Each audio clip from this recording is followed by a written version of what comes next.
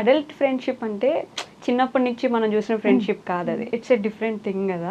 అంత ఈజీగా మనకు కనెక్ట్ అవ్వలేము ఒక మనిషికి. అది కూడా సర్టెన్ ఏజ్ వచ్చిన తర్వాత మనకు ఒక బౌండరీ పెట్టుకుంటాము, అసలు మాట్లాడకపోతే ప్రశాంతంగా ఉంటుందిలే ఈ స్టేజ్లో ఉంటాం.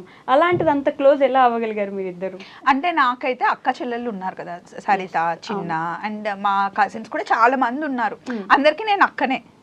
కానీ తిన ఒక్కతే, తన బ్రదర్. కానీ బ్రదర్ హాస్టల్లో, తిను హాస్టల్లో ఉండడం వల్ల ఇంకా ఒకతే సిస్టర్, ఇంకా ఎవరు లేరు. తనకి ఎందుకో నన్ను చూసినప్పటి నుండి ఇదే నా అక్క అని ఫిక్స్ అయింది. నీకు లాస్ట్ టైం ఇంటర్వ్యూలో కూడా చెప్పాను కదా నా బిల్లా అని చెప్పి. అయ్యో తెలుసా, దిలీప్ గారు కూడా మేమిద్దరం ఒక బాక్స్ అంట. నేను బాక్స్, తిని మూత. మూత లేకపోయినా బాక్స్, బాక్స్ లేకపోయినా మూతకి వాల్యూ ఉండదు అని అంటారు అనమాట. అదేంటో అట్లా వచ్చేసింది. ఐ మీన్ సారీ, ఏంటి ఆ ఒక 1 పాయింట్ స్వప్నక్కే నాకు ఫ్రెండ్, స్వప్నక్కే నాకు అక్క అని అనిపించిన ఒక పాయింట్ ఏంటి? అంటే ఎలా అంటే ఇప్పుడు చిన్నప్పటి నుంచి మనము గ్రోనప్ అవుతాం కదా, ఇంట్లో ఉన్న పేరెంట్స్ మంచిగా చూసుకుంటారు, తర్వాత సిబ్లింగ్స్ చూసుకుంటారు. సో వన్స్ మ్యారేజ్ అయిన తర్వాత హస్బెండ్తో ఒక బాండింగ్ ఉంటుంది, ఒక్కొక్కరితో ఒక బాండింగ్ ఉంటుంది. నేను జిమ్ జాయిన్ అయిన తర్వాత అప్పటి వరకు నా సర్కిల్ అనమాట, ఓన్లీ V3 ఉండేవాళ్ళం, మా హస్బెండ్, మా బాబు ఉండేవాళ్ళం. వన్స్ నేను అక్కడ నాకు పప్పు పరిచయం అయిన తర్వాత ప్రపంచం అంటే ఏంటి అనేది నాకు తెలుసుకున్నాను. నేను యాక్చువల్లీ నాకు ఇలా ఉండాలి, అలా ఉండాలనే బౌండరీస్ ఎప్పుడు పెట్టేది కాదు. ఫస్ట్ థింగ్, నేను ఎలా ఉన్నానో నన్ను అలా ఉండనిస్తుంది. అది తన విషయంలో నాకు చాలా నచ్చుతుంది. ఇప్పుడు నేను ఎంత కోపంగా మాట్లాడినా తను ఫస్ట్ అండర్స్టాండ్ చేసుకునేది, ఇప్పుడు దీని కోపంలో ఉంది, ఏం మాట్లాడొద్దు అని చెప్పేసి కొంచెం స్పేస్ ఇస్తుంది నాకు. అది నాకు చాలా నచ్చుతుంది. వేరే వాళ్ళు ఎలా అంటే వెంటనే తీసేసుకుంటారు, మనం ఏది ఇస్తే అది రిఫ్లెక్ట్ వచ్చేస్తుంది.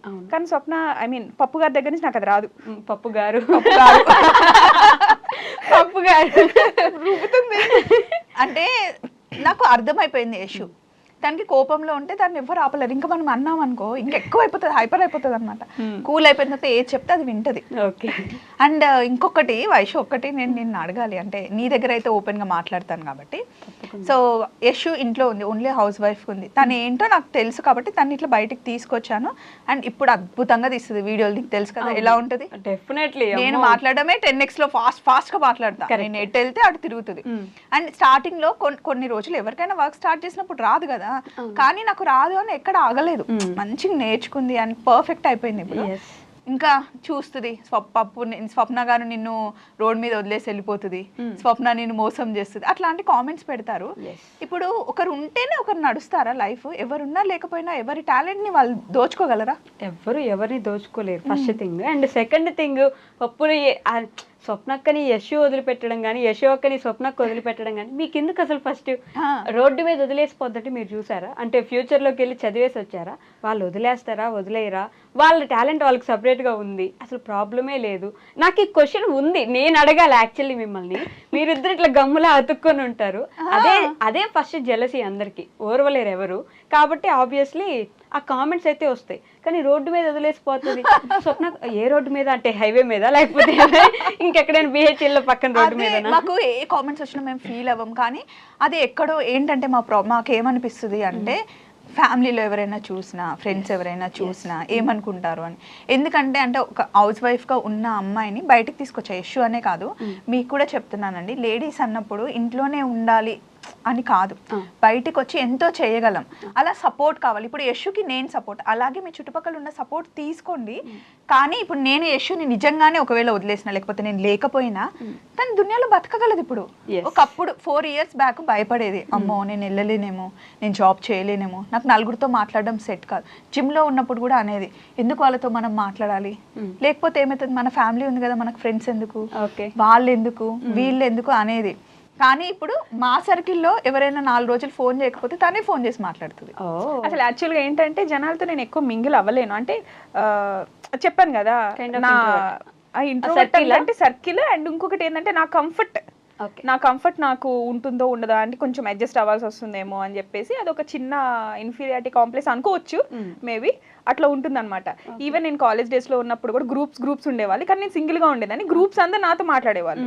నేను అందరితో మాట్లాడతాను, వాళ్ళతో మాట్లాడద్దు వీళ్ళతో మాట్లాడద్దు అని చెప్పేసి గ్రూప్స్ అనుకునే వాళ్ళు, కానీ నేను మాత్రం అందరితో మాట్లాడతాను, కానీ నేను సింగిల్ గా ఉండేదాన్ని. సింగిల్ గా ఉండేది. నాతో వచ్చి మాట్లాడితే నేను మళ్ళీ మంచిగా మాట్లాడతా. నాకు ఇప్పుడు ఈ క్వశ్చన్ స్వప్నకు అన్న తర్వాత అనిపించింది, నిజంగానే స్వప్నకి ఎప్పుడైనా రోడ్ మీద మిమ్మల్ని నడి రోడ్ మీద అలా వదిలేసి వెళ్ళిపోతుంది అని అనిపించింది ఎప్పుడైనా? అసలు థాటే నాకు రాదు, అది అసలు జరగదు కూడా. అసలు ఎందుకు వదిలేస్తాం వైషు కదా, అసలు మీకు ఎందుకండి? నేను ప్రతిసారి మీ కామెంట్స్ లో చూసినప్పుడు ఎక్కడి నుంచి వస్తారా మీరంతా, అసలు ఈ ఆలోచనలు ఎందుకు వస్తాయి? అసలు ఏది కూడా ఎప్పుడు కూడా మేము ఏదైనా గొడవ పడ్డా కూడా అనుకుంటాం, అనుకోని వాళ్ళు ఎట్లుంటారు, ఏదైనా వర్క్ లో ఇష్యూ, మా ఇద్దరికి ఎప్పుడు ఇష్యూలు ఏం రావు అసలు. వర్క్ గురించి అయినా లేకపోతే ఎవరైనా క్లయింట్ గురించి అయినా, నువ్వు ఎందుకు అలా మాట్లాడ అట్లా దానికి వస్తుంది కదా, ఇమీడియట్ గా నాకు అనిపించింది నేను చెప్పేస్తా, తనకు అనిపించింది తను చెప్పేస్తుంది. మేము ఒక ఇష్యూ గురించి గొడవ పడ్డాం కానీ మాది కాదు అనే అండర్స్టాండింగ్ మాకు ఉంది. ఫస్ట్ థింగ్ అది ఇష్యూ గురించి ఉంది కానీ మీ ఇద్దరి మధ్యలో, మా ఇద్దరి మధ్యలో లేదు, ఏ రోజు గొడవ రాలేదు అసలుకి, రాదు కూడా. అది మేము అర్థం చేసుకున్నాం. మా పాయింట్ ఏంటి అంటే, ఓ పలానా విషయం కోసం మేమిద్దరం అనుకున్నాం, కానీ నా తప్పు లేదు, మా ఇద్దరికి ఏం ప్రాబ్లం లేదు, అసలు అది రాదు కూడా. వచ్చినా దాని గురించి పట్టించుకొని గొడవ పడే స్టేజ్ దాటేసాం. సో ఈ విషయం గురించి వచ్చి నేను ఇంకా ఒక కామెంట్ కూడా చూసాను, ఏంటంటే ఎవరో ఒక ఇష్యూ ఎంత క్యూట్ గా ఉంటది, భలే ఉంటది, ఫ్రేమ్ లో కనిపిస్తా అంటే కింద అంత మంచిదేం కాదులే, ఇష్యూ అంత మంచిదేం కాదంటలే, స్వప్నతో ఎవరైనా ఫ్రెండ్షిప్ చేసినా, స్వప్నకి ఎవరైనా దగ్గర అవుతున్నా వాళ్ళని దగ్గర ఉండనివ్వదంటలే, ఆమె కూడా అంత మంచిది కాదంటలే, ఇలాంటి ఒక కామెంట్ కింద రిప్లై చూసాను నేను. So I need answer from you. నాకు మంచిదే, నాతో బాగుంటుంది అండ్ అందరితో బాగుంటుంది, నాకు నచ్చుతుంది. ఇప్పుడు నా కళ్ళతో చూడండి మీకు నచ్చుతుంది, నా నోటితో మాట్లాడండి మీకు నచ్చుతుంది, నా హార్ట్ తో లవ్ చేయండి నాకు నచ్చుతుంది. మీకు దగ్గర అయ్యే వాళ్ళని దూరం చేసేసి మాత్రమే మీకు దగ్గరగా ఉండాలని ఎందుకు చేస్తుంది? నాతో ఇప్పుడు యశు వచ్చిన తర్వాత ఒక క్వశ్చన్, యశు నేను ఇద్దరమే స్టార్ట్ చేసాం ఛానల్, తను వీడియో తీసేది, నేను కుక్ చేసేదాన్ని. తర్వాత నేను ఇలా అడుగులు వేస్తుంటే నా వెనకాల ఇప్పుడు ఒక 10 మంది అయ్యారు. వాళ్ళు ఎవరు నా ఫ్రెండ్స్ కాదు, నా చుట్టాలు కాదు, సో నా జర్నీలో వచ్చిన వాళ్ళే. సో యశు దూరం చేస్తే వాళ్ళందరూ వెనకాల ఎందుకుంటారు? ఒకరు దూరం చేస్తే దూరం అయ్యేంత వీక్ గా ఉండేంత ఫ్రెండ్షిప్ వాళ్ళతో నేను ఫ్రెండ్షిప్ చేయ. నాకు స్ట్రాంగ్ ఉమెన్ అంటే ఇష్టం. మా అత్తమ్మ ఎంత స్ట్రాంగ్ ఉంటుందో తను నాకు అంత స్ట్రాంగ్ ఉండడం నేర్పించింది. సో ఇప్పుడు దూరం చేస్తే నేను డీల్ చేసుకుంటా అండి, నేను ఇనఫ్ స్ట్రాంగ్. అండ్ ఇంకొకటి నేనేంటంటే, నేను చెప్పాను కదా నాకు కొంతమంది నచ్చుతారు అని చెప్పేసి, స్టార్టింగ్ లోనే అట్లనే ఉండేదాన్ని. నేను, మా హస్బెండ్, పప్పు, బావ, పిల్లలు, వీళ్ళ వరకే నాకు చాలు, V8 అని మేము ముద్దుగా పెట్టుకున్నాం, ఎక్కడికి వెళ్ళినా మేమే వెళ్ళాలి, మేమే ఉండాలి. లేను కదా గ్రూప్ లో, నువ్వు వస్తే నువ్వు కానీ ఎప్పుడు బిజీ ఉంటావు కదా. స్టార్టింగ్ లో అట్లా ఉండేది, అట్లానే ఉండేది, కానీ ఇప్పుడు అట్లా కాదు. లైఫ్ అంటే నలుగురే కాదు, జనాలు ఉండాలి, జనాలంటే నాకు చాలా ఇష్టం అని చెప్పేసి పప్పు ఎప్పుడు చెప్తుంది.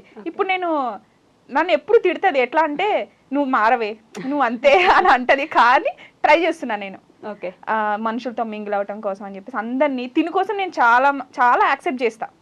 అలా ఎందుకు యాక్సెప్ట్ చేస్తానంటే, పప్పు కూడా అంతే, నా కోసం చాలా చేస్తుంది, కానీ బయటకు కనిపించదు, అందరి కోసం చాలా చేస్తుంది.